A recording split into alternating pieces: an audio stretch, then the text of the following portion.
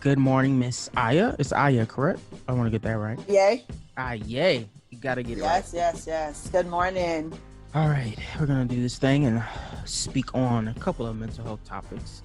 Ladies and gentlemen, welcome. Thank you for coming. Thank you for please like, subscribe, all that good jazz, what the kids say, Gen Z. Please and thank you. I have Miss Iyea Brandy here with me. She's a professional mental health therapist and founder of My Therapist. That's on Instagram. It is Black, excuse me. She connects Black therapists with clients through marketing, coaching, and referrals. Now, before launching My Therapist is Black, Iyea was a serial entrepreneur with ventures in education, food, and mental health.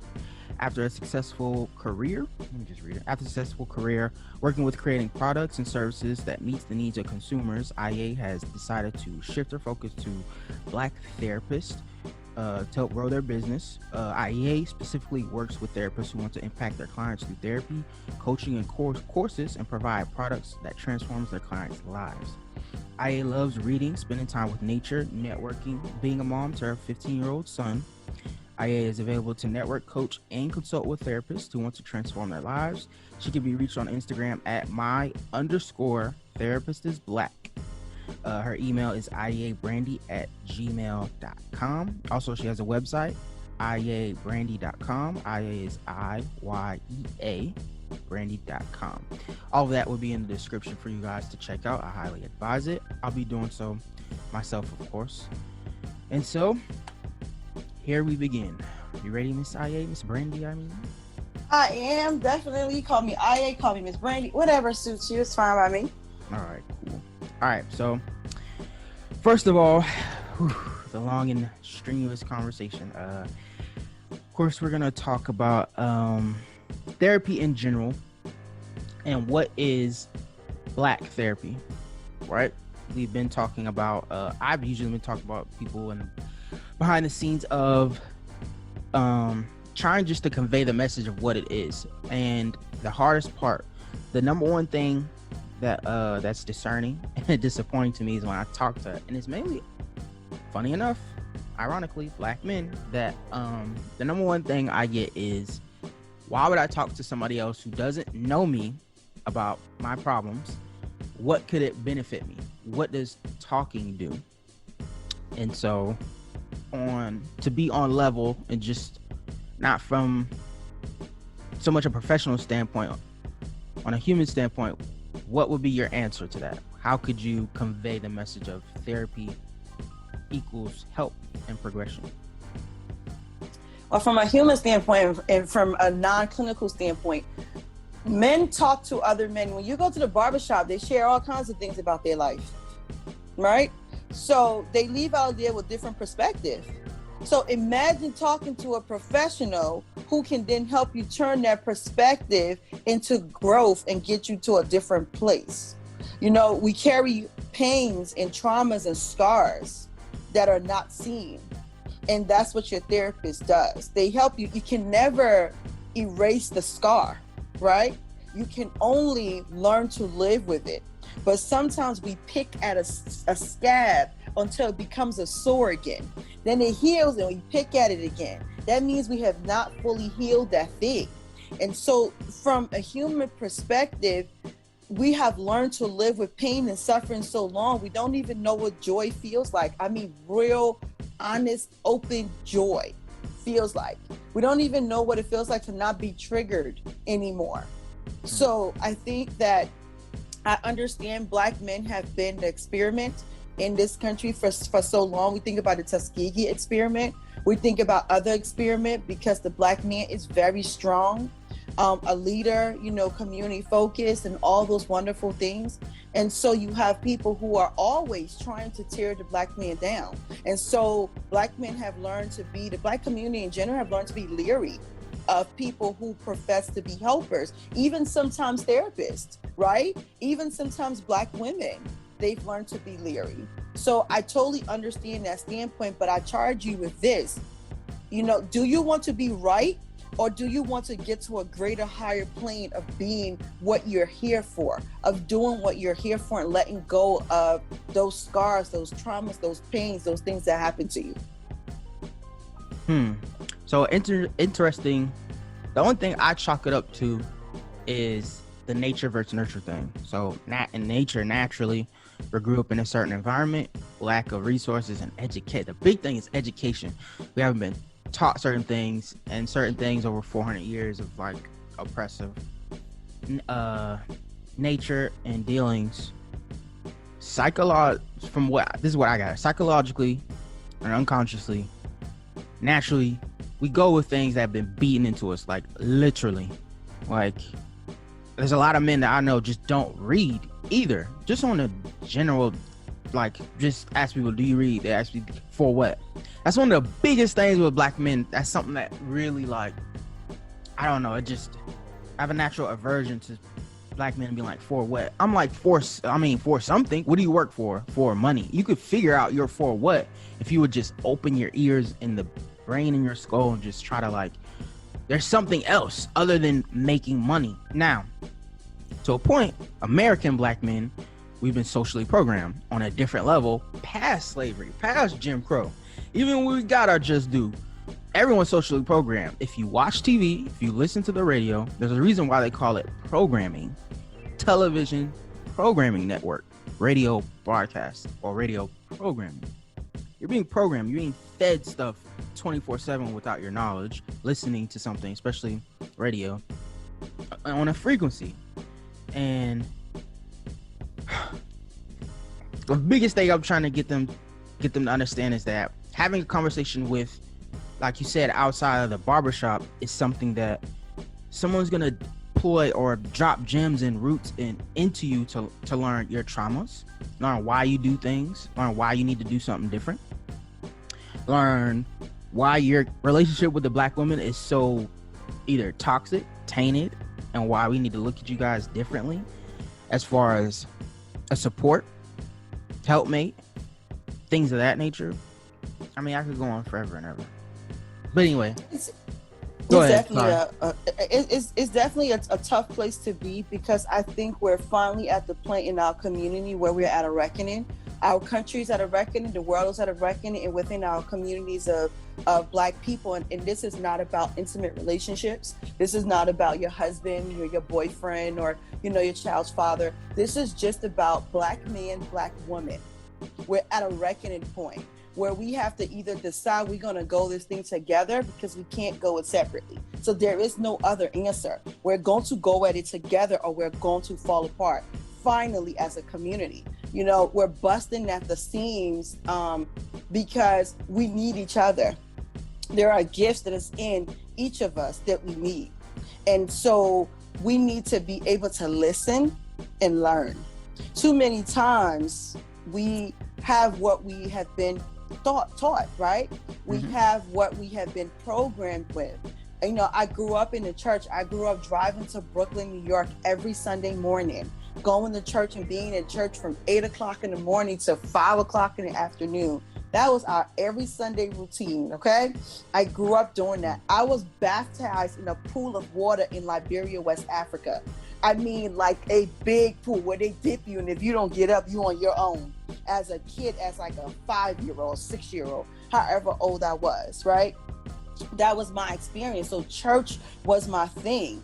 I didn't start to question what church was until maybe end of high school, somewhere around 16, 17. I started to question, but I didn't do anything. And then by college, I was fully questioning.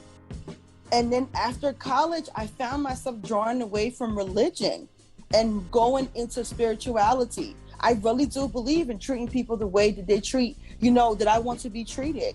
I believe in being fair and kind. I believe that your God is your God. I don't get to tell you that your God is my God.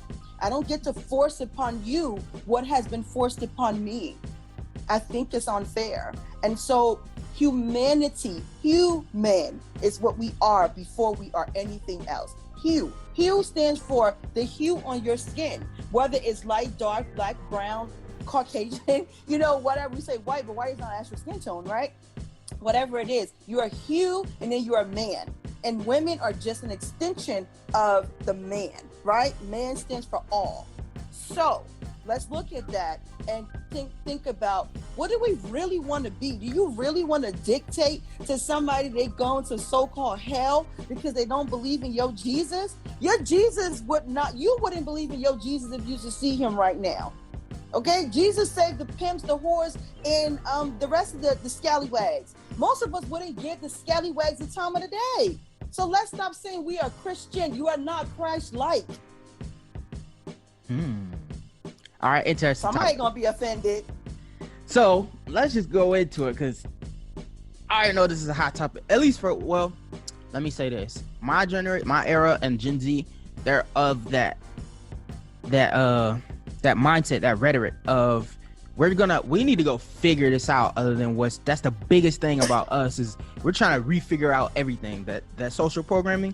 We're trying to break that down and figure out if we can look outside of ourselves and figure out what's this matrix and figure out what our elders have been teaching us, because clearly it's wrong. Clearly nothing's being done. So a big testament, shout out to Gen Z, because they're like the foot soldiers. If my era would be the planners and we're supposed to be guidance, Gen Z are the foot soldiers, and they're breaking this through. But anyway, let's talk about it. I agree with you, by the way. I agree with you. Totally agree with you. 100%. Like Black Lives Matter and what happened to George, there's no debate.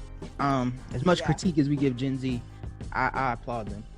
But let's just go into it, break it down. The stronghold that, and it's formalized religion. I'm going to say the church. Yes. Not religion, it's the church. Let's get that clear, people. When I talk about certain people in the church, because I wouldn't even say the church. I used to go to a really great church when I was in East Orange, New Jersey, called New Hope Baptist Church. And a few people go to some really great churches, right? It's the certain churches and the people in them that have cult-like beliefs and have a cult-like teaching. You teach people that if they don't give you money, they go into hell. That is a bad thing. It does say in the Bible you should tithe, but it also says you have free will. So we have to weigh that, and we have to learn to think for ourselves. That's a big thing. I used to tell people to read all the time, and then I stopped myself, and I'm like, if people just read a bunch of books or read the Bible, some people don't have comprehension. So I'm going to start read. You need to read the book and talk to other people who are either more experienced in the book, or try to just, Google what the author actually meant, so you can come to actual, understanding of what you should have learned. People could read a book and come through with the opposite of what the author meant, and they're out here trying to teach on a book they just read, and there's all these book clubs, and I'm like, y'all have no clue what this man or woman actually meant. And so another thing about the church, about the preachers and the pulpit and the deacons, blah, blah, blah. So I have my own actual aversion to I don't want to break into denomination, but the Baptists. It seems like that's the natural, most oldest denomination, even though those things aren't real. And so in that church, I think that's where the home is from what you're talking about. And so the number one thing I've always heard people say is, Christian religion was given us in slavery. They wouldn't allow us to read, but they allow you to read the Bible. And so, of course, I don't want to offend, but anyone who is expansive would understand that this book, the Bible, is over thousands of years and been handed through human hands. So it's been perverted. Obviously, if you question that, I would say you need to do more soul searching. Just figure that out for your own. But I know slavery is the stronghold that has us on Christianity. What would you say, if you have anything different to say? Why do you think, and most African American people believe in such a hold of the Baptist, I would say, following? I could say, what do you think catalyst, if there's any point between or after slavery, has such a stronghold on us, and why is hope? So the biggest thing the black church will sell is hope. A lot of people call them hope dealers versus dope dealers. And so where do you think that stems from, and where do you think it started? So there is hope in the sense of, providing people with hope for the situations that they're in. And there is hope in a jail. And sometimes, depending on who you speak to, that hope could be in the jail, could be in a box, right? So your hope exists if you believe in God. Your hope does not exist outside the church, and that's wrong. So I think when you spoke of Generation Z breaking that, there are a lot of people that I've met just in life that are, especially the younger people, that are saying the church has to come outside this building and this wall and meet people where they are, and let's have real conversations about people's real problems. Stop telling people that they are poor in mindset, not so much money, because they don't believe in God. That thought is really, really, really messing with people. It's that we manipulate the Bible for our own gains. That's what slave holders did. The Bible don't say the things that they said it said, but they manipulated it for their own gains. Because what did people not know how to do? What did slaves not know how to do? They didn't know how to read. And now we know how to read and we don't read. Right? So don't blame the Bible. Don't even blame the church. Blame your own lack of following your own mind, because you want someone to think for you. That is dangerous. You go to church and you come out spitting everything your pastor said. My pastor said is now my therapist said, by the way. I don't know if anybody picked that up. We've gone to my therapist said. I told my therapist about you. That's what we used to do with the pastor. When you came home from church, people would say, "Oh, what's the word today? What your pastor preach about?" What's the sermon? Right? We believe in the pastor more than we believe in the book, or more than we believe in God or Jesus or whatever.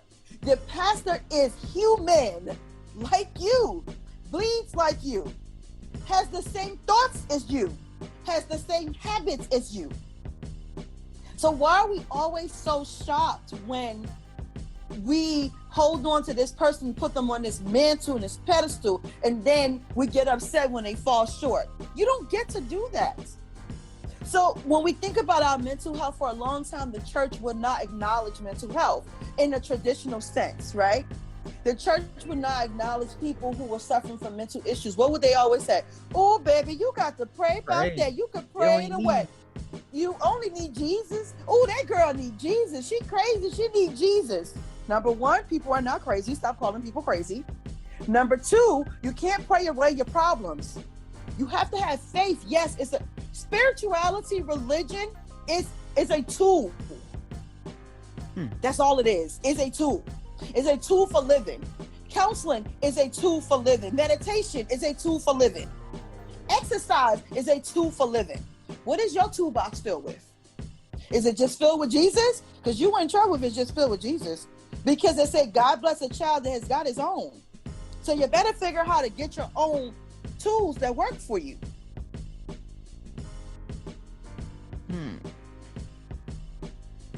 I had a point. I was gonna stray away from the point. Sorry, but anyway, a big factor, what you spoke with that I could lean on, and we could get back to religion. I don't mind, because it's a big barrier. It's something it's the crux of one of. I'm not gonna say it's it. That'd be wrong. Yeah.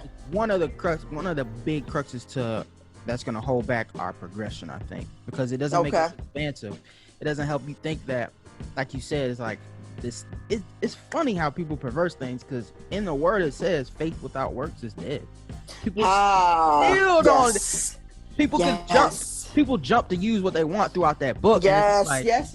Y'all don't even realize y'all just being human, and y'all just don't care. Like, y'all just picking, like, and I'll sit back and wonder. Sometimes I get existential. Sometimes I sit and wonder, like, what happened? I want to know who the person was who, like, they just let whatever darkness got into them to pervert this book and just use it for their own gain. Use it for money. They're literally money. We all know the mega churches, though. I like Bishop T.D. Jakes. I don't have anyone to expound on. I like him only. But the mega church, oh my God, it needs to. I don't know.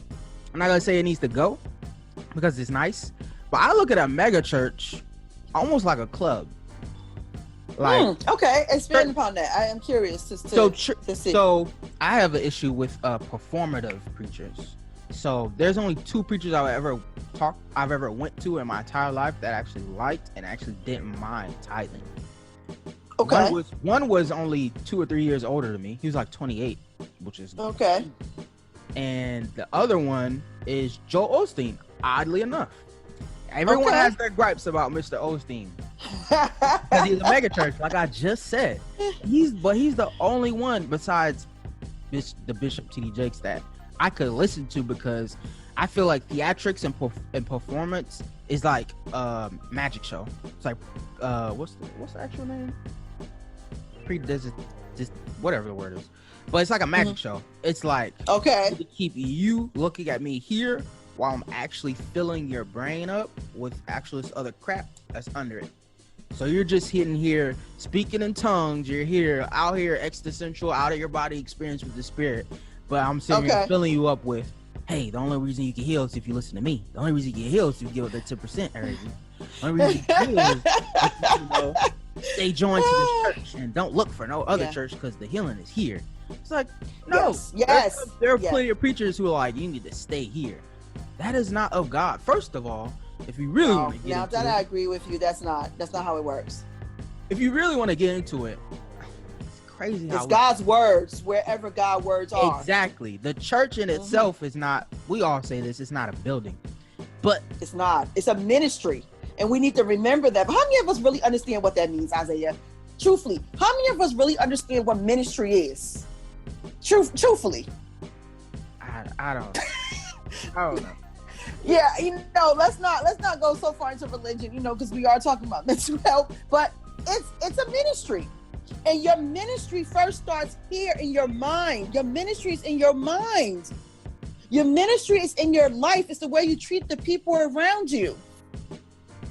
Your ministry is your acts of faith. Your ministry is keeping your word. Your ministry is being kind and courteous and lifting as you climb. That is your first ministry, is you. Your second ministry is your direct family members. Then others. Whether those others are in the church, at your workplace, wherever. It's a ministry. Most of us forget that. We go to the church house and clap and give out 10% and come out and be heathens. All right, anyway, I can speak. I actually had a weird relationship. I was like, usually religion didn't matter to me, but after you grow up and I had to go into politics, and I'm looking and I'm like, but the two go together, by the way. Kind of, yeah, because I went to. They say it doesn't, but it does. I started going to a Seventh-day Adventist church, and I like it. Don't get me wrong, I like it, but they have a conference, and I'm like, that's nice for organizational purposes, but then they go so big as to have, and then even the Baptists and other denominations, they have meetings where it's just the board, and I'm like, wait a minute. First of all, let's get this straight. Christianity is not divisive. That's why I say denominations is human breed. Y'all being divisive in segregation. Y'all bring segregation amongst even the church. So what are you talking about? Why can't I have someone who came through on the door on the first day go into the room with the conversation with people who've been here 5 years, or who are a deacon? Why do I have to sign up? Like, do y'all not understand how perversive y'all are making this thing? How y'all make yourselves look? Oh, we have a meeting today and it's just the board, everybody else out of the sanctuary. Okay, that makes me feel welcome. That makes me want to come back here and give you my 10% every month. And amongst like politics, you can't come here unless you're part of the House, you're part of the Senate, unless you did 10 years, unless you rally.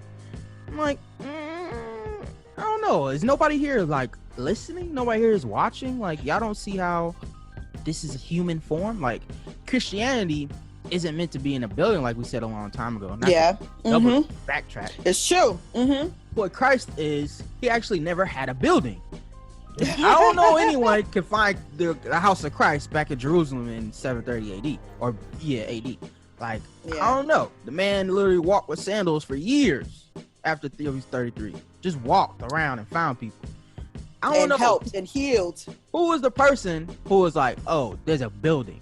Because he said himself, there's an issue with idols. You shouldn't idolize anyone. Majority of people who idolize other gods, they have a building. They have a statue. We make these crosses and these buildings of Christ, and he's literally telling you in the book, don't do that. But yet we're doing it for him. Whose big idea was that? A human, yet we still listen to him. Anyway. Well, humans like hierarchy. And that's actually an issue that a lot of people struggle with, and that actually can create mental health challenges. We like hierarchy.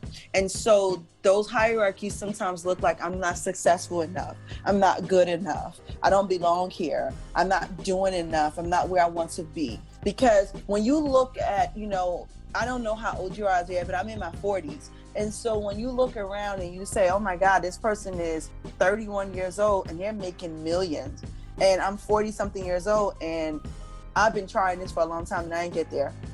Or, you look at a 20-year-old and you're 31, you're like, oh my God, this 20-year-old's killing it. And they're living this life and they got the Lamborghini and the house and all this stuff. And here I am at 31 still struggling. Like, we like hierarchy. We create the hierarchy in our minds first, and then we attract them in our life.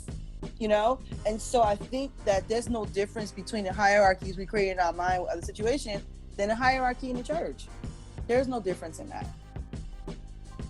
Man, I heard someone, we gotta make sure I get off topic. We gotta give info for mental health.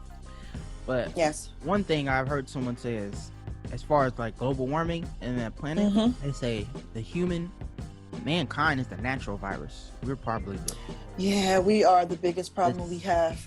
Second virus. Like, if there was any other virus that came up, we were number 2 after God. I agree. Whatever. We are. Because you know what, we're selfish and we want our wants and our needs first, and we don't think about, I'm not gonna lie to you. So I drive an SUV, right? And you've heard, we need to protect our climate and stuff like that. We need to drive cars that are, emissions friendly. And even though my truck is emissions friendly, but still I'm putting more carbon into the air than somebody who drove a Leaf, for example, right? Or, or a Prius or something. And the selfish part of me is like, well, I won't be the only person. Somebody else will take on sort of that, that thing, right? And they'll drive the Prius and then they'll save us all. That is a selfish thing. And I can admit to being that selfish person. And so, I may not be selfish all the time, but that is typical human nature. That is who we are as humans. So when you take that into consideration, and my selfishness and believing that somebody else should take the rap for me so I can ride around in my nice SUV, then that's humans. And so the question just is, how do we get back to basic compassion?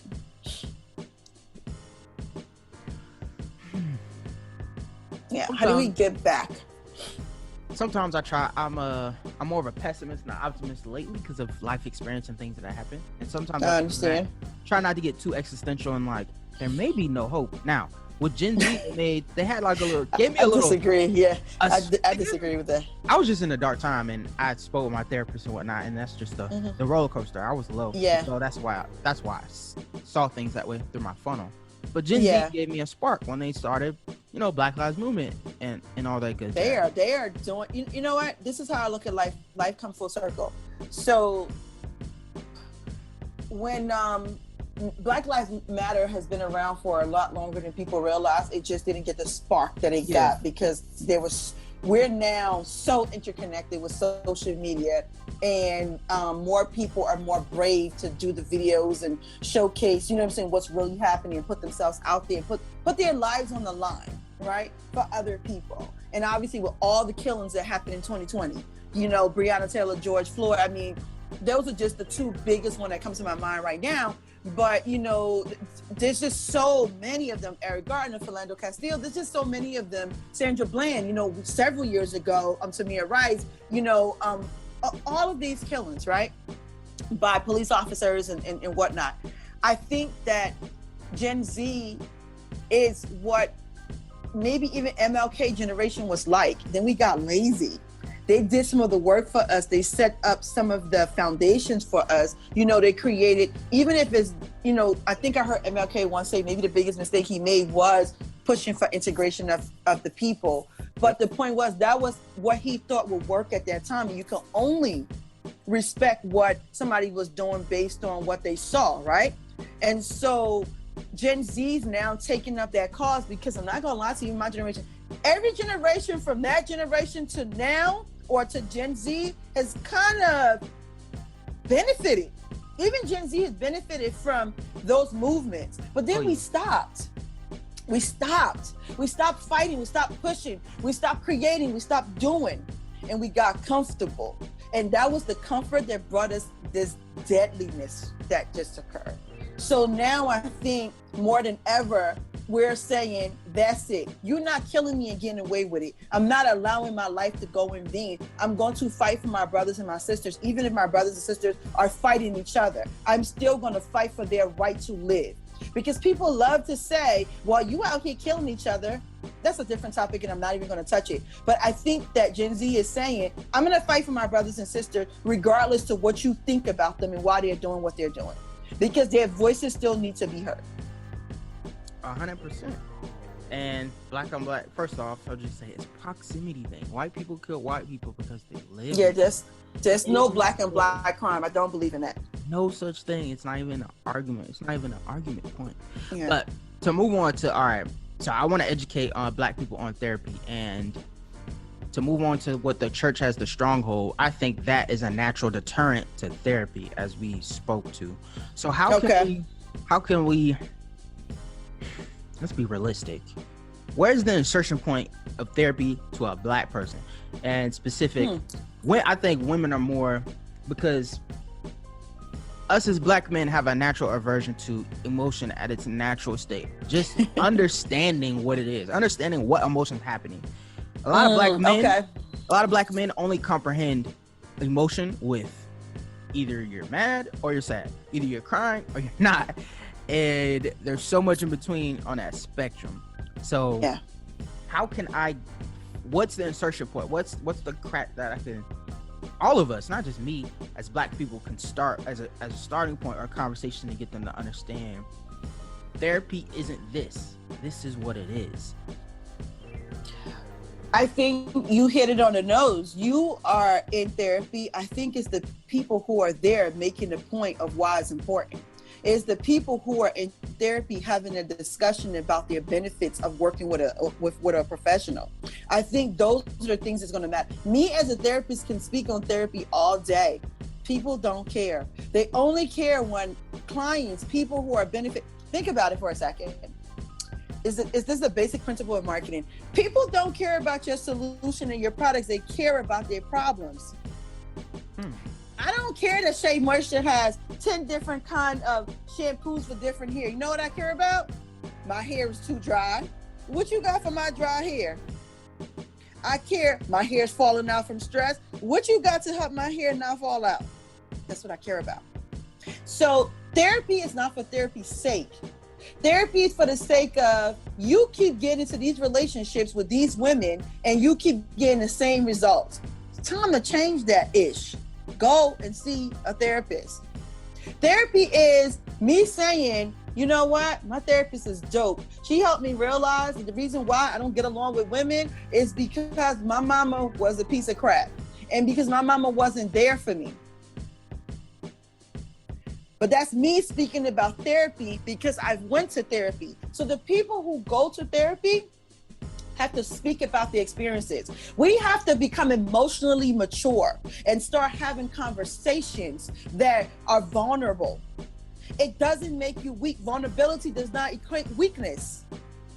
That's what we have to start doing. We have to start sharing our real experiences. We have to start talking about the things that matter. Since you keep dating these type of men, you might want to change that. It's not the men, it's you and your point of attraction. You keep getting the same results. It's time to do better. Every year you get depressed for several times a year. You don't want to feel better? It's time to heal that and change that. You call women bitches and whores because you had a problem with one woman or because your mama was bad, or better yet, you call men no good and you call them dogs or whatever because your daddy wasn't there. That is not those people's problems. You gotta do your work. Do your work. I don't care if you go to a licensed professional counselor, a licensed social worker, a psychiatrist, a psychologist, and I would like to talk at some point about the differences in the degrees and the levels. Find you a therapist or somebody who can help you. It could be a coach, because you can go to a coach if you're just dealing with basic life problems. Let's be truthful, you can. Mm-hmm. But when you're dealing with stuff like deep anxiety and depression, I do suggest you see a licensed professional. You may not need to see them forever. You make a transition to a coach for maintenance, but you should. Everybody should go to a therapist once in a while. And I have a better one for you. We go to the doctor. Most of us go to the doctor. Black men don't like to go to the doctor, right? But most of us do go to the doctor. When a black man's in pain, he going to the doctor. He going to the hospital. If it's a serious pain, he's going. If you got a cut somewhere, he's going. So that's what emotional pain is like. It's like a bleeding wound. You bleeding all over everybody. Touch this person, blood on them. Touch this person, blood on them. Touch this person, blood on them. When you gonna stop bleeding all over people and go deal with your ish? And secondly, I have one better. We, the peanut gallery, should stop accepting people into our lives, whether it be boyfriends or friends or coworkers who have not done their work, and allow them to bleed all over us and drag us through their crap. I don't want to be part of your garbage. Do not drag me into your garbage can with you. Go and handle that. All right, so this is a big topic, because this actually amazing you just brought that up. I think that's a great insertion point, because most men don't want to talk about things that's personal trauma, because we are desensitized, and we disassociate emotion. That, like you said, it's seen as weakness and not as seen as going through, even if it is, let's say it is, through the weakness for strength. When I first started working out, I was weak. I had to keep lifting the weight in order to get strong. Simple. Yes. Sometimes I'm just like, come on, black men. I try to be, I guess with black men, they don't need it, because we're so hardened by being raised in this country. Yeah. Being seen as just a pure animal, even amongst each other, that I guess I don't have to be. I try to be as sensitive as I can, but to not start arguments. One thing about the black man is hypersensitive. They're hypersensitive. The fact that you can't even take critique from another black man on something you instantly want to fight, that means you actually are sensitive. They don't comprehend that. They don't know that sensitivity doesn't mean just crying. It means it means you fall on either extreme. Your responses. It's too quick and extreme to something. You don't have a natural to sit here and say, oh, maybe he's right, or maybe what did he say? Someone don't even let that stuff calculate in their head. Like, I could say something as, I don't know, can't even think of an instance right now, because this stuff gets me hot with black men. Like, could you just sit back and listen to what I'm saying? Like, what I said or the question I asked you wasn't even a point of contention. It wasn't even an argument. I just said something or asked you a question. Like, I don't know, do you go here, or why are you wearing that? And you like, what are you talking about? And we don't even have to talk. We all know, black women and men know this. You could just look at a black man wrong. You can look at, we're people who are very, very, you know what? It's post-traumatic slave syndrome. Think about it. When Master was getting ready to do something, it was a look. You knew the look. We're people who learn to read because of our trauma. Anybody who has been through trauma knows how to read other people very well. I once had a client who was sexually molested for years. And I always found her just staring. And when we finally got into, unveiling the trauma, she said, I learned to read people because I had to shirk, because I didn't want to be molested. So if I didn't present as attractive, my molester hopefully wouldn't think to touch me. But that's not really how it works, right? Mm-hmm. Because that molester has a perversion in their head. And it don't matter what you look like, you are accessible and you're there. And so they did it. It didn't matter how attractive or what you look like. The first thought, so I was in the Army for 4 years, and the first thing I thought of was, I can say this. The military teaches you when you're deployed and you go overseas, there's a phrase that says, keep your head on a swivel. That means just have natural 360 insight to what's going on and open your senses. And when they tell us when you enter a room, you're supposed to pan a room.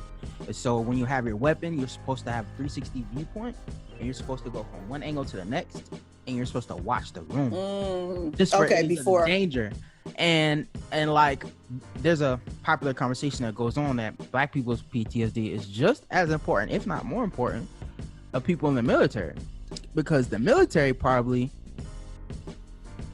is as old or not as old as the generational trauma of slavery happening to Black people. Yeah, that mimic. Yeah. She had to sit in a room and watch people and scan the room to make sure she knew, all right, how can I do this to not get hurt?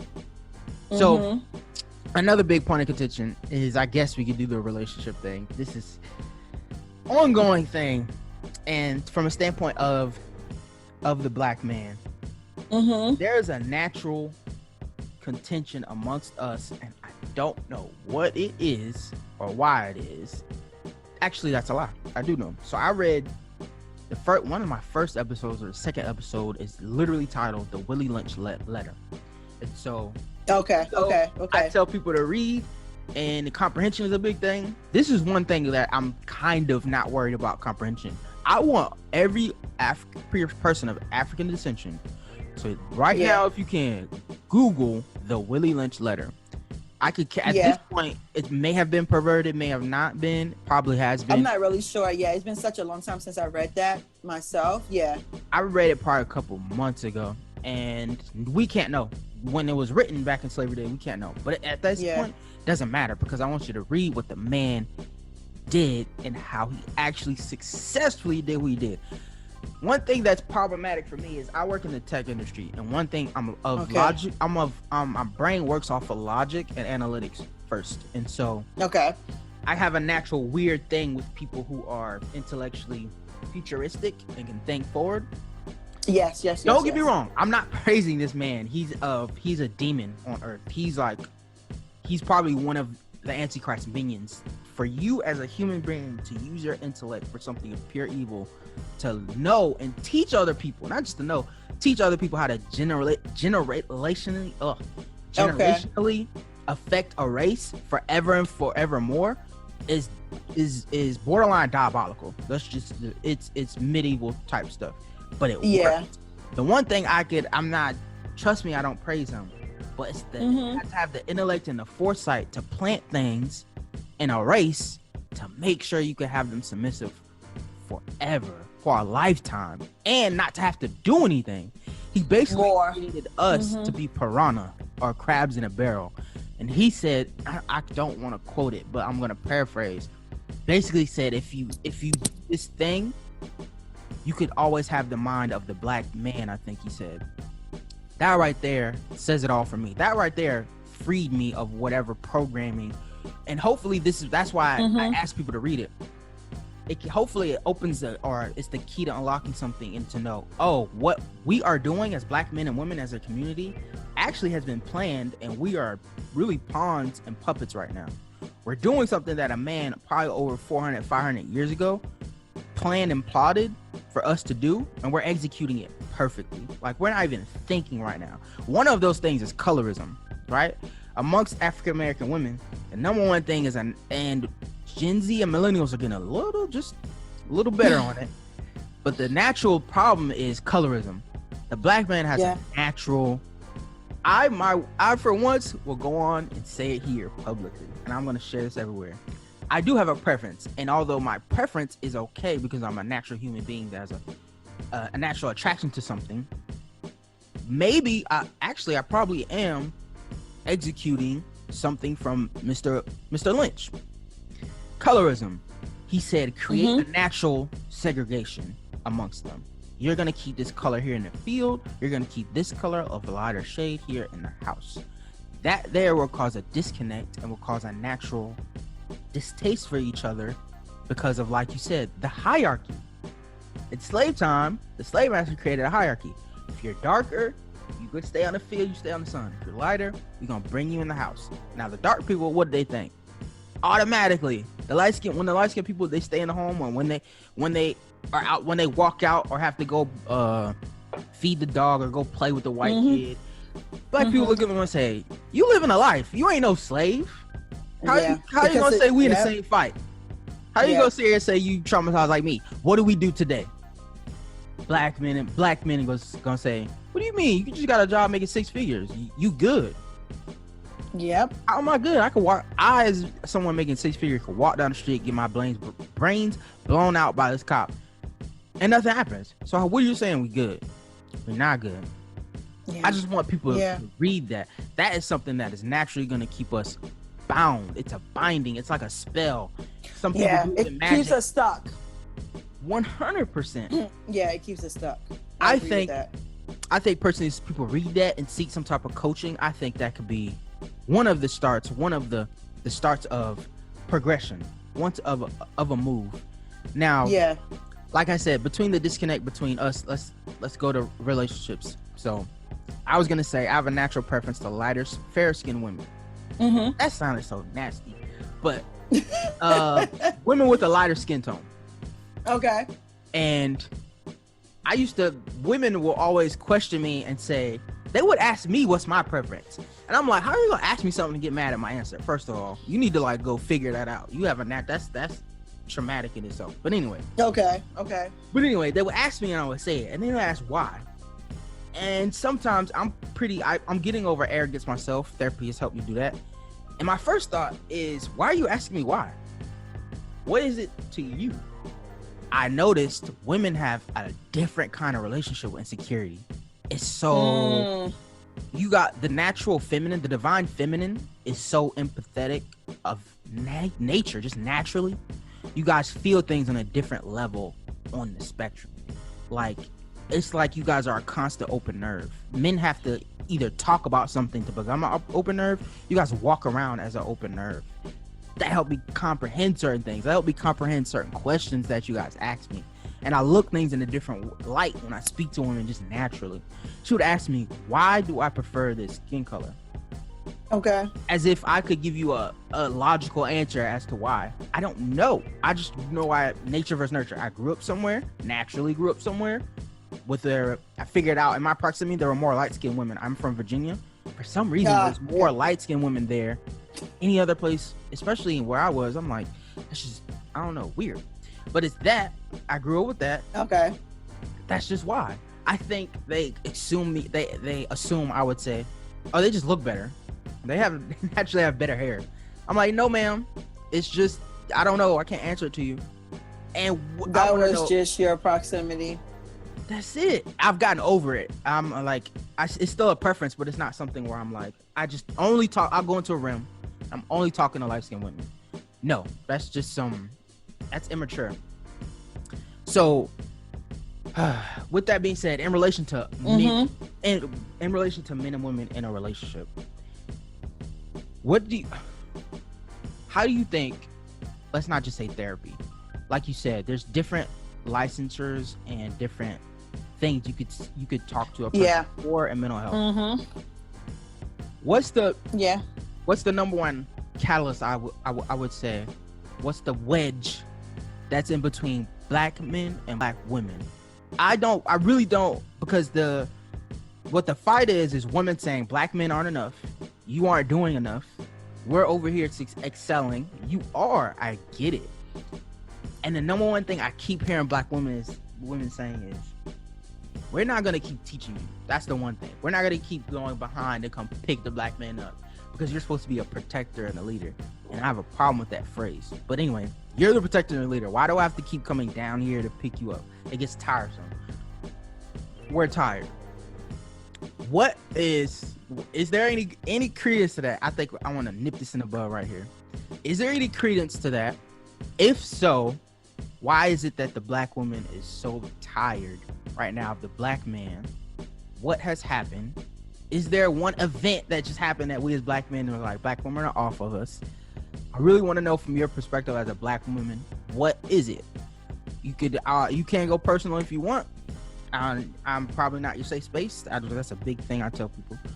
But if you do, what is it personally? What do you see personally and professionally?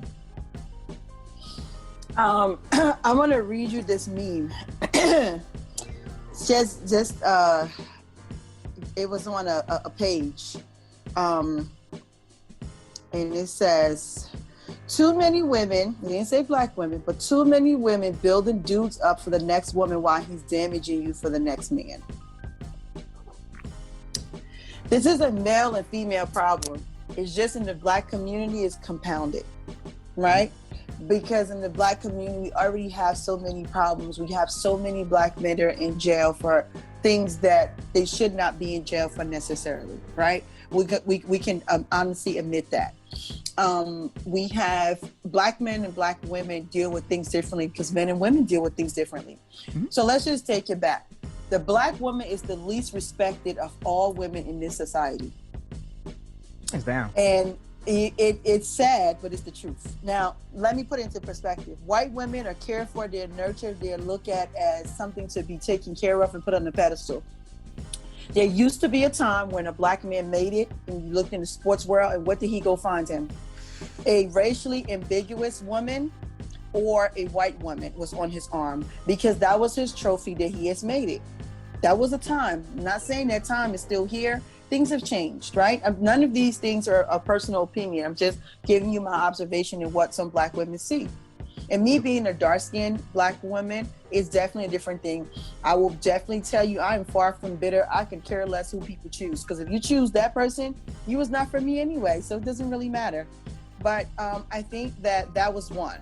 Then we come down to women who are in between, so-called exotic women, you know, your women who may be Asian or, you know, may be mixed, you know, with different races and, you know, and I'm not going to call any celebrity names here because I don't think it's fair to put them out there, but check some black men and check their wives and you will see the exotic looking so-called woman on their arm, right? Then we come to women of Spanish descent. There's love there too, right?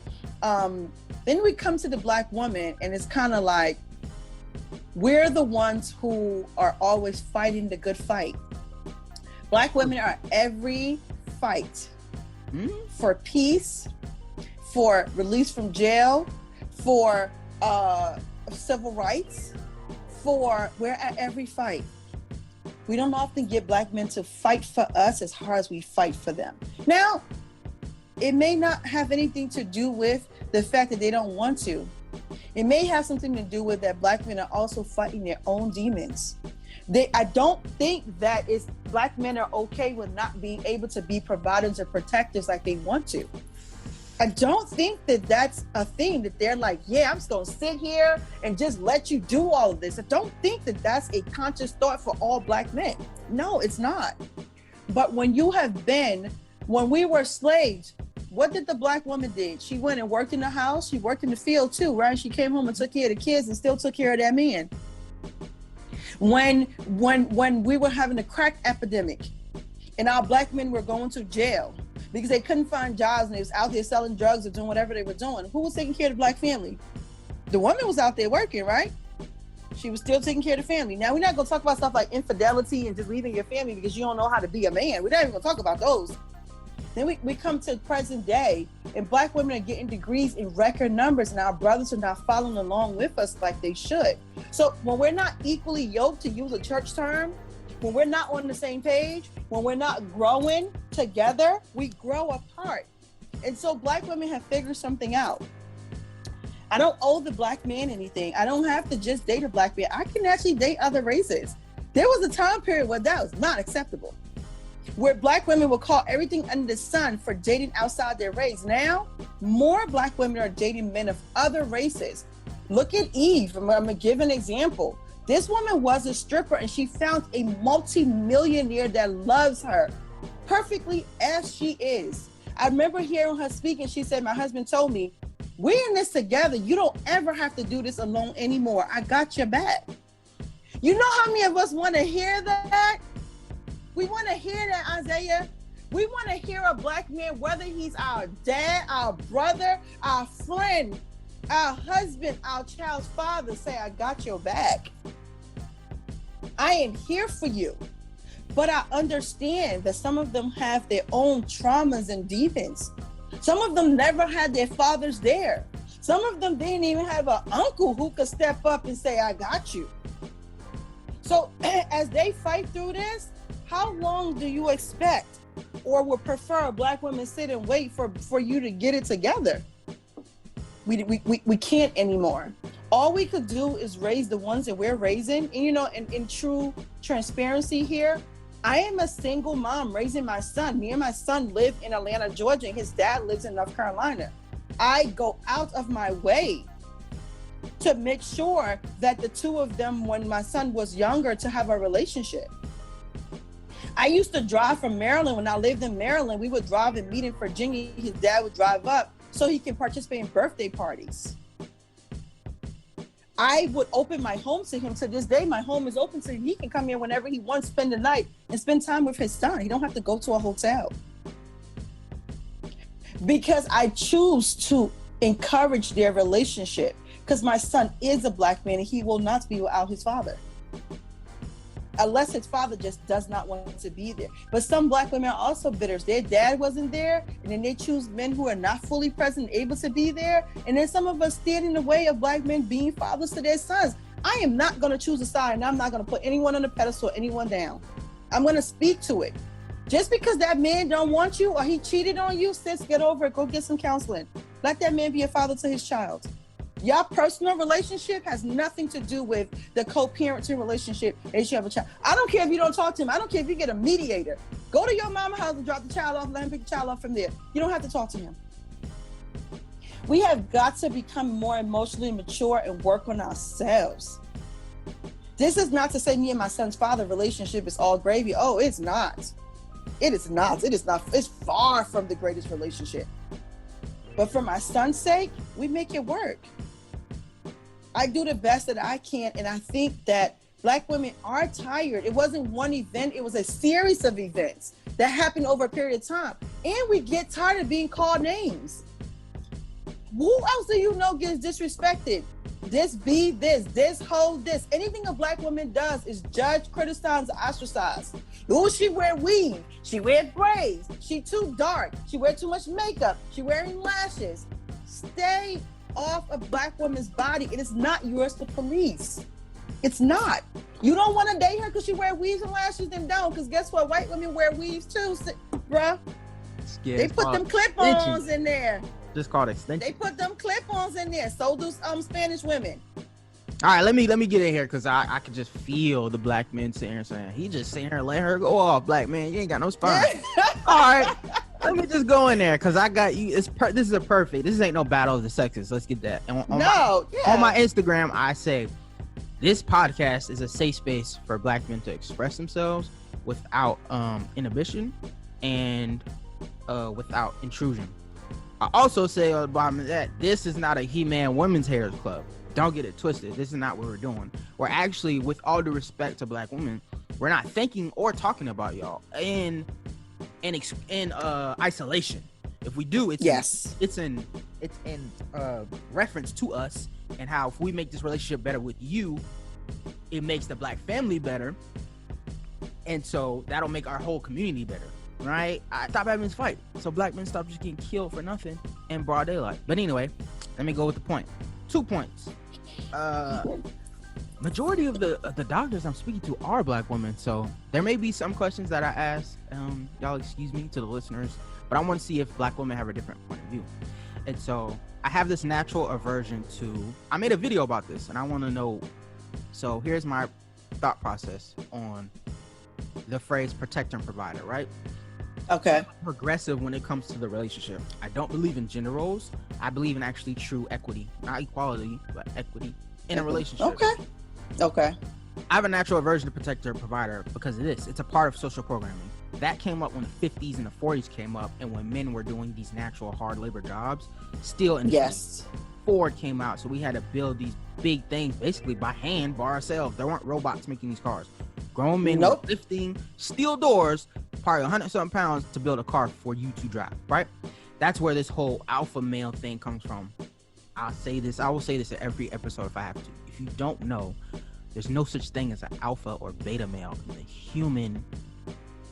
the human genus or the species, right? Not even in anything. I'll go to this to say, that's another topic. Anyway, the whole protector and provider phrase, right? That comes from an old ideology, right? That's archetypal to me. What does it even mean, right? When women say that, I think they don't even fully comprehend of what they're actually saying. I need you to be a protector and provider. What does that mean? The first thing I say is, whether you like it or not, ladies, when men hear that, we think money, period. Why? We've been programmed to do so. Why have we been programmed to do so? We're a capitalist country. That's where it starts with. This country starts with money. And so we as men growing up in here, when people tell us you need to be a protector and provider, what does that mean to me as a 13-year-old boy? Oh, that means if I need to get a salary, I have to make a certain amount of salary, which is minimum 6 figures. To be able to, to take care of. What does that mean? Women have a natural problem. Oh, we ain't talking about money. First off, you're lying because you are. Because you're not seeking out the man who makes, people like to go on the stream and say, work at McDonald's. I ain't even talking about that. Let's say the man who makes $50,000 a year, right? Drives a 2010 Honda Accord. Women will give him the time of day, but you aren't seeking him out. For what reason? How could you not know that he's a protector and provider just because he drives this car and then he tells you what he does for a living?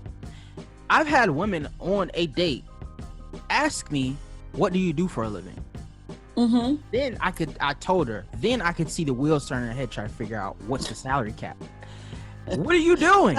Why do you care? First of all, I haven't even denounced you or even announced whether or not I like you right now. So what are we doing? Like you said, black women are the most educated. You guys are the fastest growth of entrepreneurs on the earth, right? To what extent, to what endpoint is it for you all to push this protector and provider narrative? What is it? Because once you get there's a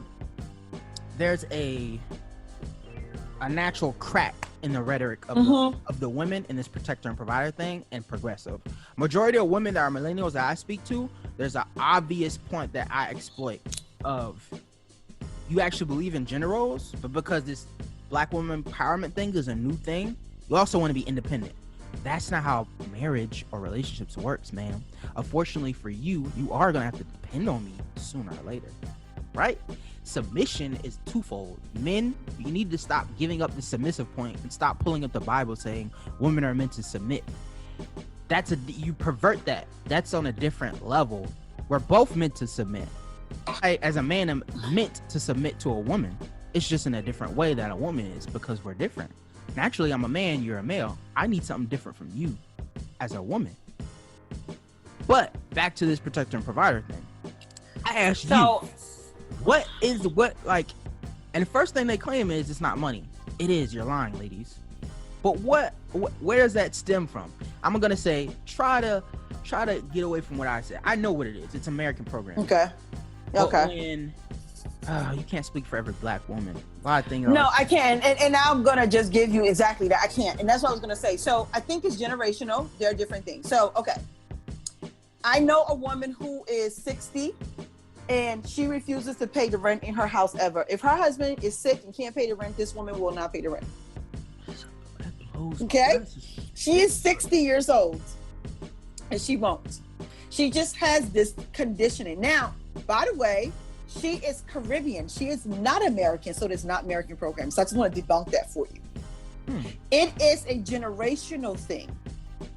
All the 30-year-olds I know are looking for their own places. They're not looking for no one to provide and protect for them.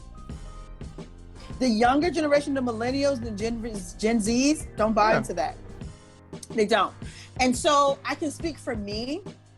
I've always, and I kind of want to be mindful of saying this, in the relationships that I was in, with the men I was with, I was the one that made the most.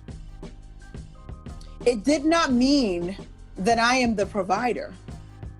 I think we have to be careful with the word provider, because is the provider just the person that brings in the money? That is so limited. What do you provide me with? Love, understanding, peace? That's what a provider, the word provider is very archaic, by the way. Because during cavemen day, that's what the cavemen did. During, you know, the Industrial Revolution, that's what men did. Women stayed home. And so we've now transitioned the word into our time with the same meaning. It can't mean the same thing because we're not the same people. And so at my 40-something years of age, I'm not looking for a man to provide for me. I am looking for a partner, not a provider. And so I think that it's what you've learned. So the other side is that women who are Generation Z and millennials are going to figure this out too. Men are quick to accuse women of being too independent. You can't have it both ways. If we're going to be partner, I do need to be independent. I need to be 100% my own person before I can come. I don't believe in my other half. I'm sorry. Forgive me, but I don't believe in my other half. My better half, my other half. I believe that you're 100%, I'm 100%. We choose to put this 100% together and be together. I don't believe in fighting to keep you into my life. I believe in I'm going to stay here because I'm choosing you. And I want you to choose to stay here too. And as long as you choose to stay here, together we will make it work. So I think that we have to redefine our relationships, not based on our appearance, not based on other entities. I don't care what your girlfriend relationship look like. So maybe your girlfriend relationship, her husband pays 30%, she pays 70%, because maybe she makes $200,000 and maybe he makes $50,000. Or maybe they put together their $230,000 and split it in half. That's their choice. What do we want our relationships to look at? And I implore Black men and women to work together. There's an old African saying that said, if you want to go somewhere, go by yourself. If you want to go somewhere fast, go with another person. I may be saying it wrong. But together we can get faster than we can get. That's what collaboration is about, right? That's what this podcast is about. It's an opportunity for us to share our voices. So this idea, and I can't speak for Black women, I can't speak for no other Black women, but this Black woman right here. I had to unlearn a lot of things. I grew up in a household where my dad did provide. My dad did pay the rent. He paid all the bills. And my mom did what she wanted to do with her money. And, you know, she paid for things for us. And that is still their arrangement. They like it. It works for them. That arrangement does not work for me. And so I had to look at, how do I define a relationship? And I'm going to be honest and probably share something that I've never shared nowhere else. I thought my mom was a weak woman because you sat there and allowed this man to provide everything and you didn't do enough. So I grew up wanting to have more, hence why I was always the one who made more in a relationship, because somewhere in there I unconsciously chose men who were not making as much as me so that I never had to deal with that. I had to heal that. I went to therapy for that, by the way. I worked on that.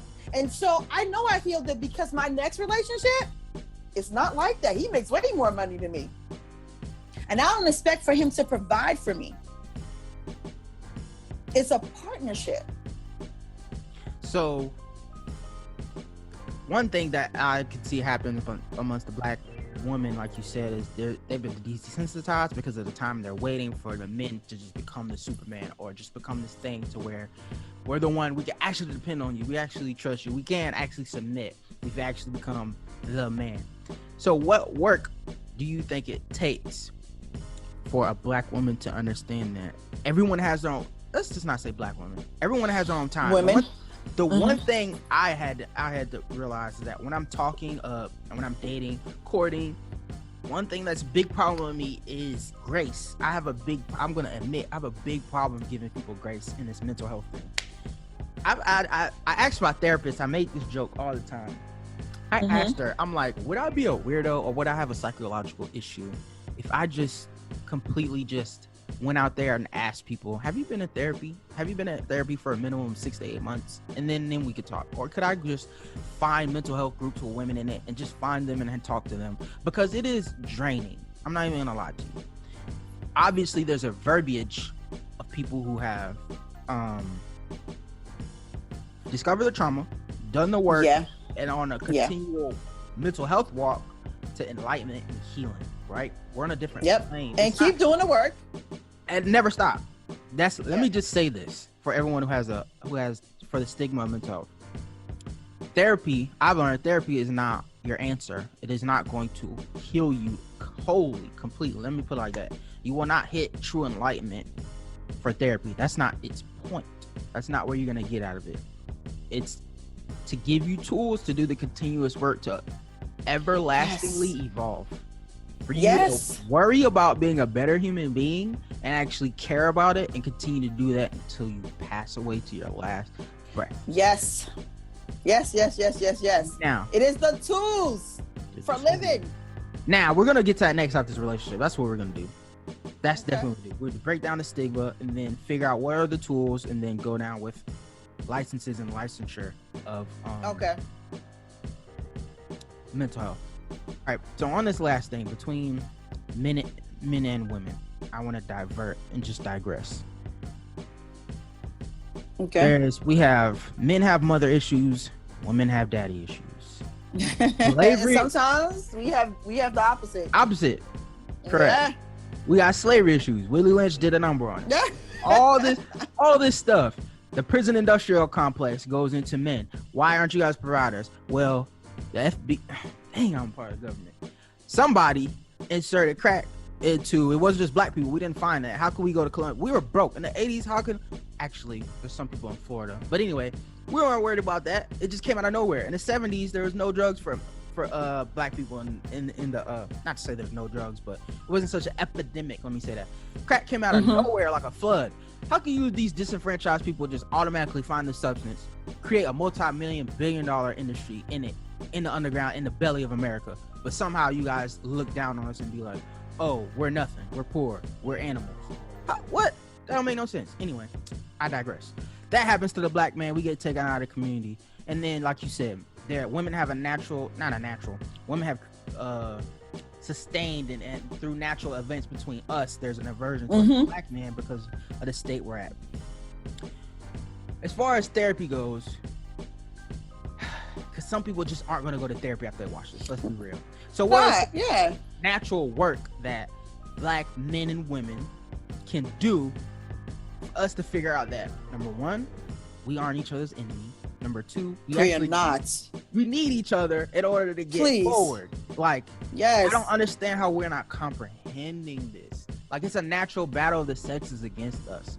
And so we do comprehend it, but we don't know how to get past it. I don't know. I'm not gonna lie. I have conversations. Unfortunately, I'm a part of a lot of Facebook groups, and I asked a lot of questions. I asked a lot of questions for some reason, just to see where our minds are at as a diaspora.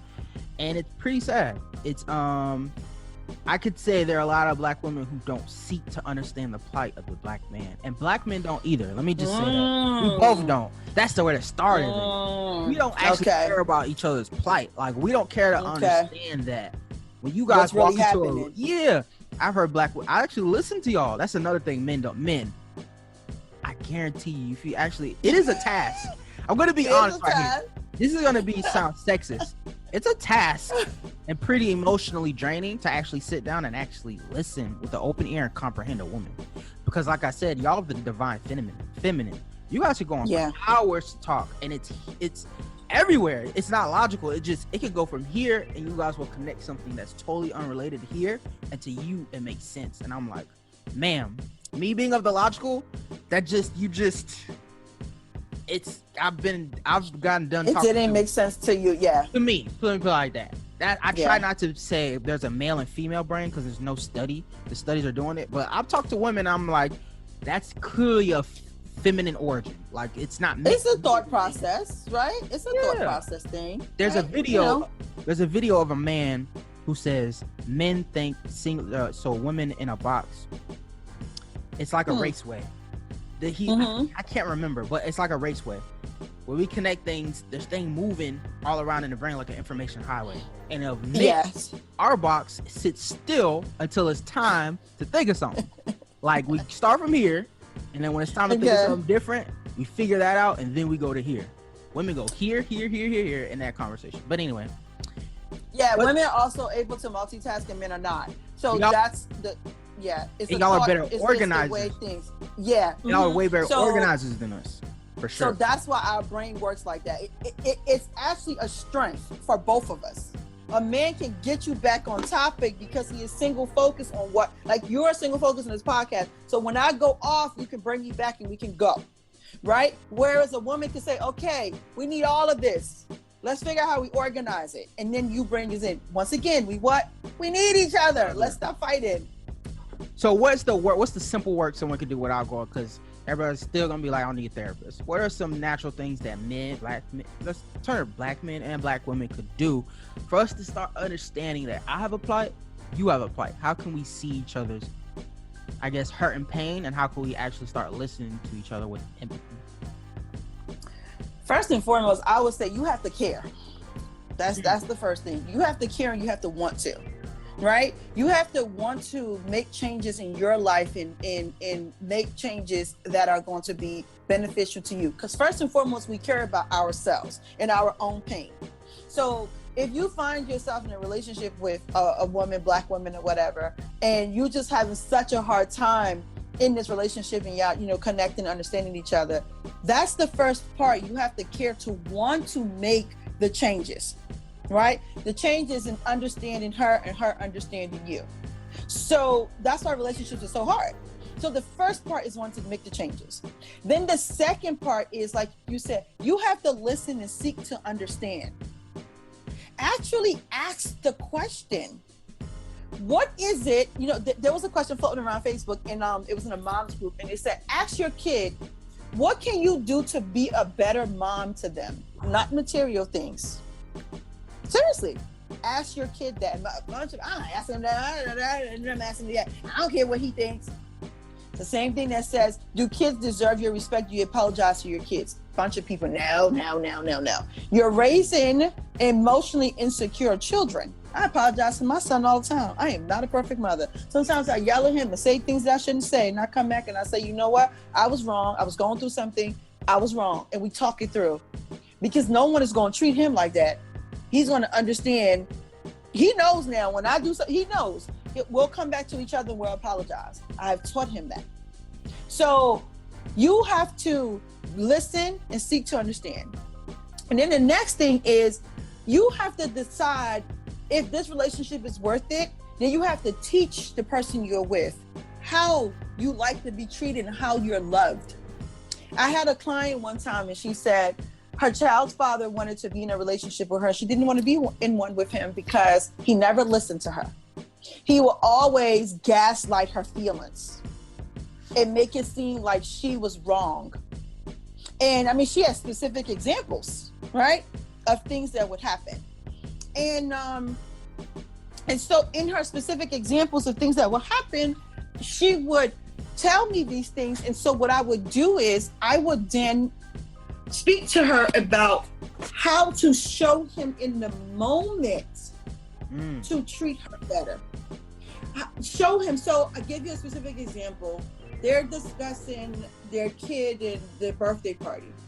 And they decide that they're going to only have 5 people because it's COVID, right? 5 people who've already been in their bubbles and their kids come over. And they're going to do a bounce house for the kids and maybe hot dogs. And then on the day of, he invites some strange people and their kids and leaves her to manage the bounce house with all the kids.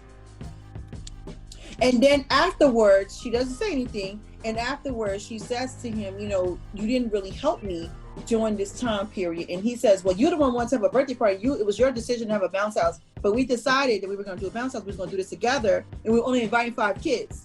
But you invited like 8 or 9 kids. And then you didn't come out to help me with 8 or 9 kids. So in that moment, what to say to him is, I would have appreciated if you would have provided me some extra help or came to me and say, how can I help you? I would appreciate it if you would have taken over the feeding of the kids, why the bounce house, you know what I mean? As I got them out, you got their hands washed, got them fed. Teach in that moment. Once everybody left, of course, one thing that you don't want to do to a black man is embarrassing. After everyone leaves and you're having a conversation with him, teach him through critique and feedback. I'm sorry, not criticism. Listen to the word. Critique, not criticism. Critique and feedback. How you would like him to support you and what can he provide for you. Not walk off with an attitude and don't talk to him for a week and then expect that he learned the lesson.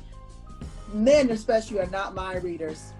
You have to be very specific about what you want, and you have to speak it one at a time. So that's for the women. Now for the men, ask that woman what is wrong. 9 times out of 10, I'm going to get very personal. She's not having sex with you, and she's not talking to you, and she's not being intimate with you. She feels a disconnect. Women are connected to intimacy. See, when women cheat or look elsewhere for attention, it's more serious because she's emotionally disconnected from you. And that portal is now open for another man to be able to give her that attention, which is going to draw her out. When a woman disconnects emotionally from a man, she's gone. So that's why I'm not saying that there are women who cheat just for sex. That's not it here. That's not what we're talking about. But we're saying how to connect in our relationships. Have a conversation with her. Notice things about her. Women love compliments and praise. We want to know we are beautiful, even though we know we're beautiful. We want to know we did something nice for you, that you appreciate it. If you came home and she made you a special dinner, compliment that. If she ironed your shirt while you was in the shower to make sure you get to work early, compliment that. It's the little things that makes relationships stronger. I have an aunt and she tells us all the time, I don't want your money. You know what she wants from us? Cards. She wants us to send her birthday cards and send her books and keepsakes and call her on the phone and have conversations with her. Because those are the things that matters to her. Women are emotional. And so you have to tap into our emotion in the right way, and that will produce something in a relationship that is long lasting. And we have to be genuine here. We can't pretend to be in relationships that we don't want to be in. If you realize, male and female, you no longer want to be in a relationship, it's time to have that conversation. It's time to leave. Don't damage that person for somebody else. Men take a lot longer to heal than women do, by the way. And they will damage several women after they've been damaged by one woman. For every one woman that damaged a man, he's gonna probably damage 10. So if you don't want to go to counseling, by all means, don't go. Get a book and read it. There are lots of great books about relationships out there. But I would suggest you don't read a relationship books. I would suggest you read a book about how to work on yourself. I wish I had a list of books right now that you can use to work on yourself. But one practice I will give you is spend some time being mindful for yourself and observe what ticks you off and things that bother you. I do a very simple observation. It's called the 5 senses observation. What do you observe with your 5 senses? Do you see? Do you smell? Do you hear? Do you taste? Just do that every so often throughout your day. It will present you in your body with what you want and how to bring to light what triggers you, what bothers you, what you don't like in a relationship in a person. If you know you're a person that believes in this is for men, believes in women not wearing weaves and eyelashes, and you really like that natural sister that, you know what I mean, she is so Afrocentric, she got her twist in her hair, and that is just her. She's out there. We exist. If you also like the more glamour type woman, just know she's gonna take a little longer to get ready, by the way. She's out there. If you like her in between, she's out there. Whatever you like is out there, but what you don't have a right to do is try to change somebody, both men and women. Women especially love to take on projects. Oh my God. Stop taking on projects, sis. He is not your job. You are not his mama. And brothers, stop trying to change a woman to fit your ideal and make her what you want her to be. And this idea of submission, I'm just gonna say 2 things on this topic of submission. You can only submit to someone who is a leader. That's it. Submission, my second thing is submission is not a bad word. It's not a bad word. That's my only 2 things on submission. People want to talk about submission, but let's just be truthful, right? If you live with a woman and y'all live together and she's paying all the bills and doing everything, what is she submitting to? You telling her how to live her life and what clothes she can wear and what she should do? Black women not going for that. We have carried the community for too long to submit to a weak man. I know it sounds messed up, but you want a woman to submit to you, and submission means, actually, it's a lot more trouble for a man when a woman submits to you. You know what that means? It means that you are now the leader of the things that goes on in your household. It means that if she can't do, you do. It means that you have to foresee the vision for the family. She may carry out the vision, but you got to have a vision for your family. Do you want your family legacy to be? What do you want it to be? What businesses, what things do you want to implement for your kids? That's a big responsibility. How many men really want that responsibility? And how many people have found the relationship to have their responsibility in? Every relationship does not require that. Some of them just need to be left alone. But if you get into a relationship that you've decided you want to build a legacy on, a foundation for generations to come that will not be seen by you, it is going to require a partnership like no other. And you as the man are the leader for that. And you have to be prepared to be the leader. Because what do leaders do? Leaders are the type of people who are sometimes misunderstood. They sometimes lose their lives being our leaders. So if you're not ready for that, step out that game of, I need a woman to submit to me. But you can't even take care of yourself, bro. And the women you're looking to submit to you, does she look like she has an understanding of what that means? Does she even look like she's able to take care of the family? Let's just be truthful. Let's look at the characteristics of the person and not the physical attributes. And I'm going to get off my soapbox. Dang. I think there's a lot of perversion in these words and this verbiage we're using, that some of it is not even ours. We've learned it and been programmed to learn it. But one thing I'll ever say is there's no empathy between us too. Like you said, there's no sensitivity for us. Like, one thing, this is what I say, we'll go to licenses so we can go. Well, a lot of what's happening between Black people is we're just living in our trauma and we're just trauma bonding. It's two people who don't know themselves, who come together and think they can heal each other, and then get to know each other, and then we'll figure out who we are because we have this love. Love is everything. No, let me say you're lying. Love is something that takes work and something you live in. You don't fall in love. You should grow in love.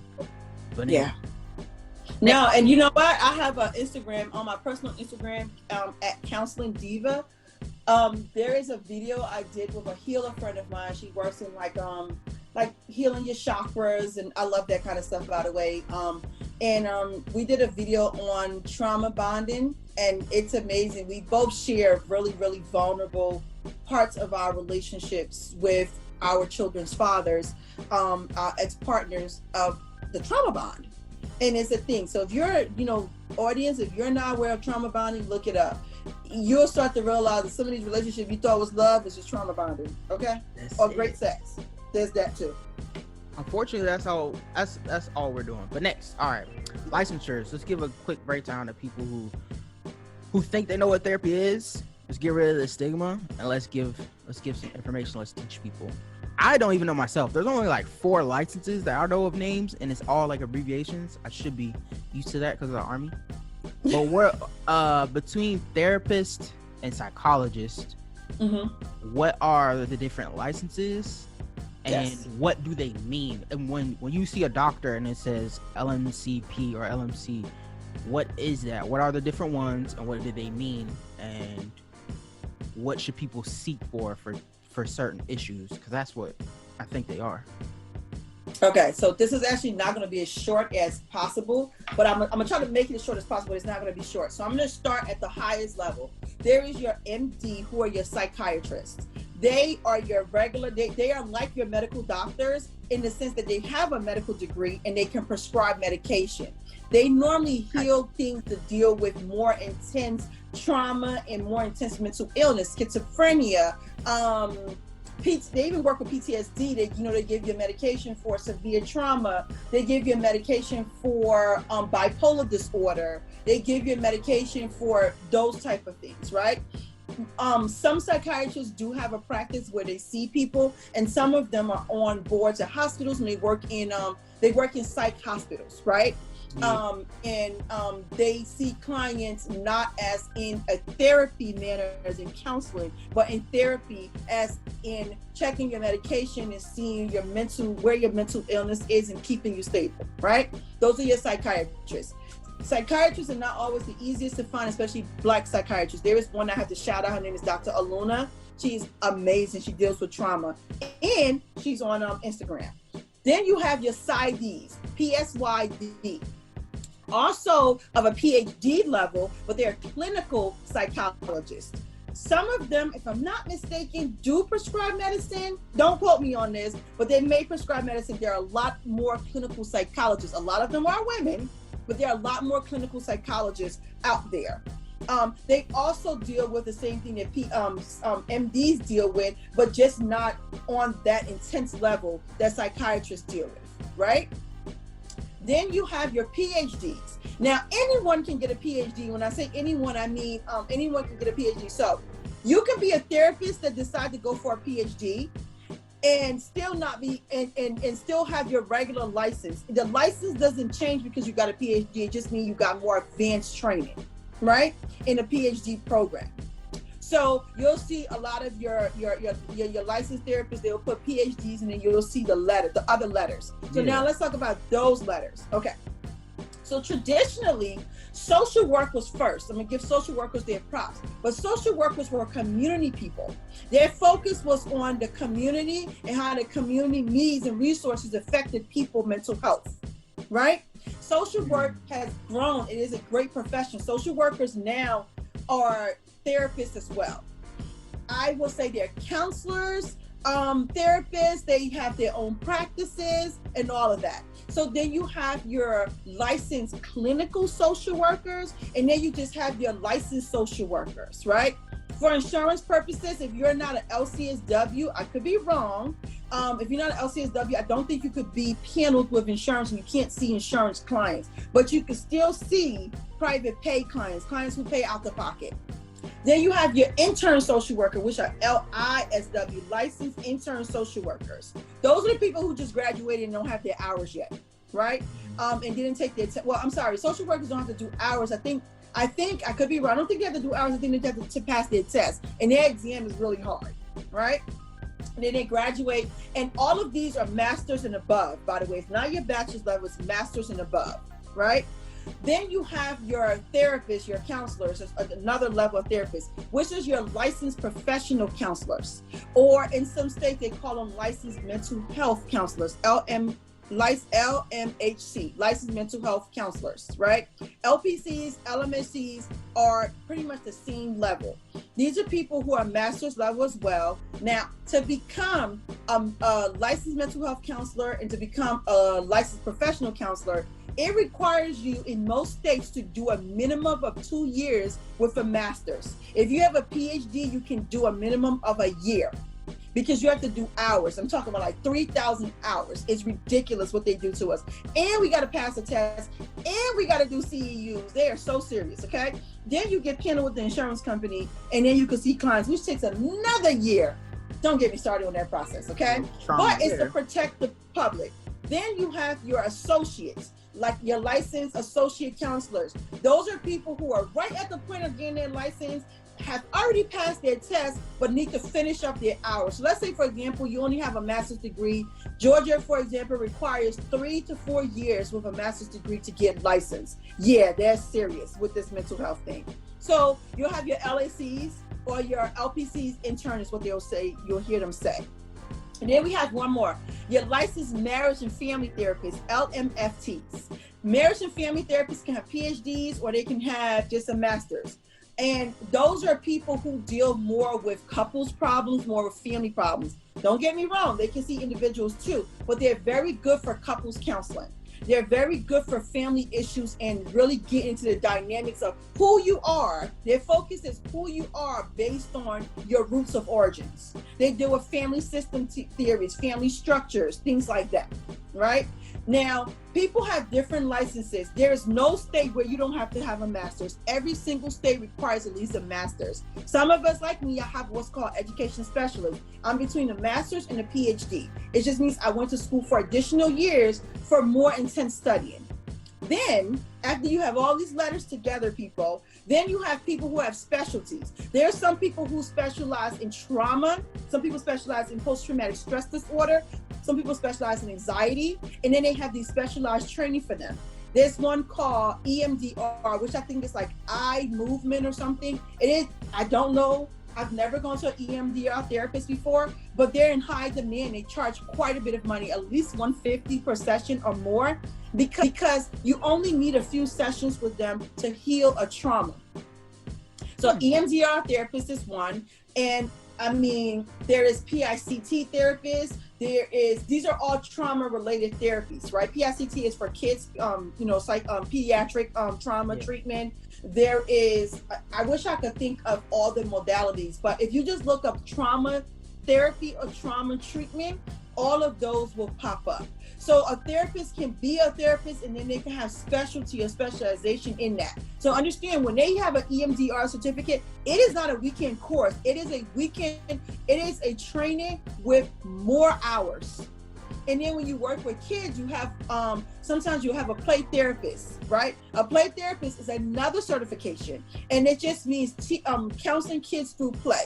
I am not a play therapist, but when I do work with kids, I use play therapy style to work with kids. I may use a worksheet, or I have a doll. It's an African-American doll, and she has like meditation, and we'll use the doll for meditation. So we use play to get into the conversation. Now, let me just say, play is even good for adults. It don't mean we're playing with dolls, but we can play cards and have a conversation. Everyone doesn't do very well with talk therapy. So there are other ways to do counseling that is not talk therapy. So you have to find your therapist, and that's my thing, is find a therapist that you're comfortable with, that offers the modality that you like. So you have cognitive behavior therapy, you have dialectical behavior therapy, you have existential therapy, you have all these different therapies, and then you have people like me who have a mixed bag of tricks, and we just use what works for our client, and we pull different pieces from it.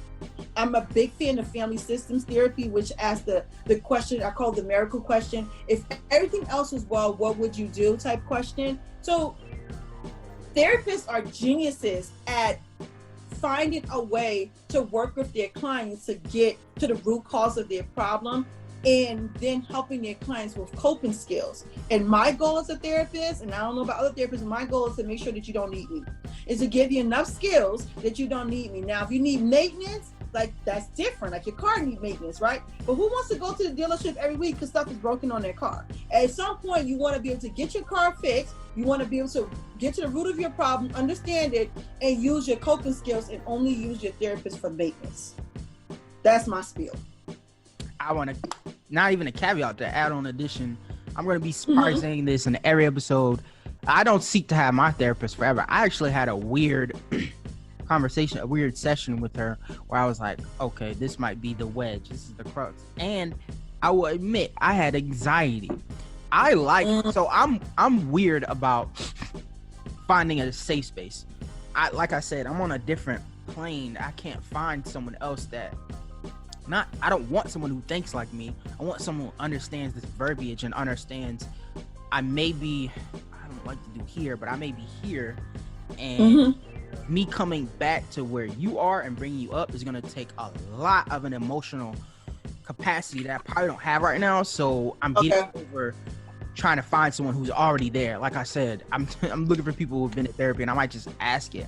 But my therapist, she's always, when I get in session, she's like, oh, you're doing fine.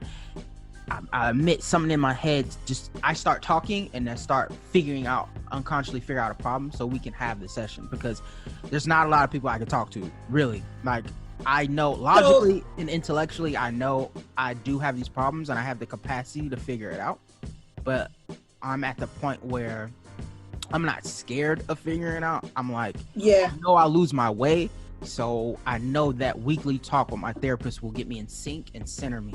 And so I'm trying to get over that anxiety because I think my therapist knows I don't need her anymore, and I think she knows I know, and I think she's trying to give the space to make me. And I'm like, I have codependent. Let me just say this: and she was my marriage counselor first, so she already told me I have codependency issues. And so I realized I'm probably trying to hop onto her, especially as a Black woman. She's a middle-aged Black woman therapist, so we have that dynamic to where I'm like, she's almost like a godmother or grandmother. So I'm trying to like not let her go. I know that.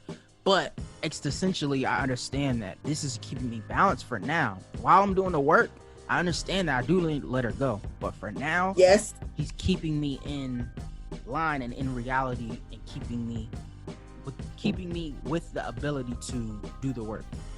And so I let people know, you got to get over that. Once you start therapy, don't be scared. You have to get over that. Totally agree with you there. Totally agree. But I'm going to say this to you, Isaiah. I think you just hit on a point that therapists struggle with all the time is we try to let a client go and they don't want to be let go of.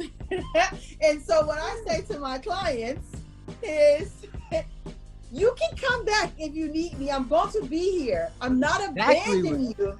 But I want you to go out and use the skills that I know you have and use this space as I know you're going to be there. You leave your car in the garage, you know it's going to be there when you come back. It's not going nowhere, but you may not use it every day, and that's okay. So that's all I'm going to say on that topic. Nah, sometimes you walk inside the garage and that car is gone, and you're like, what happened? Where's my car? What's going on? And you go to a meltdown. That's exactly what she said. She's like, you got my number. You can call me anytime, but you know, you can use me. I'm like, all right, what's happening here? I didn't feel like the world was about to crumble, but I'm like, okay. It's like, am I really okay? Do you really want to leave me right now? I was like, and then when I come back, I may come back worse, and you have to do more. But anyway, don't be me. Yeah. Don't be scared. Don't have the anxiety. Use the tools, ladies and gentlemen, and therapy is a constant work. If you don't see a therapist anymore, that doesn't mean you're done. You definitely aren't healed. Sorry to be grave. Do your constant work. All right. I'm pretty sure people are tired of probably not even listening at this point, but hopefully you got something out of it, ladies and gentlemen. Thank you for coming and watching. Let's all thank Miss Iyea Brandy for coming. Ma'am, thank you so much for the conversation. Thank you much for your time. We probably went over. I apologize. Hey, it's okay. It happens. I'm grateful for being here. Thank you so much. I'm going to put your socials down. Please, y'all, watch, like, and subscribe. Get in contact with her. Don't forget Instagram. My therapist is Black. Thank you so much. My _therapist is Black. Just want to put that out there in case anybody's just listening really quickly. So it's my _therapist is Black. For some reason, my therapist is Black, belongs to no one, but you can't take it. All right. Well, thank you guys for watching. Thank you, Ms. Dr. Brandy. Anything else you want to say? Give to the people instructions. Nope, definitely not. Only thing I would say is definitely if you're looking for a therapist, I'm definitely taking clients, very limited number of clients here in Georgia. But I do mental health coaching and some other stuff in all states. So definitely taking on some clients for that. But more importantly, if you're looking for a therapist, period, creating the directory. So like the page and you'll know when the directory is released. So like us on Instagram and we will be releasing our website in another 2 weeks. Perfect. All right. Thank you once again. Y'all have a blessed day. Hopefully y'all get some of it. Dr. Brandy, you have a great day. You be blessed. Be safe out here. Thank you. You have a wonderful day. It's nice talking. Bye-bye. Bye.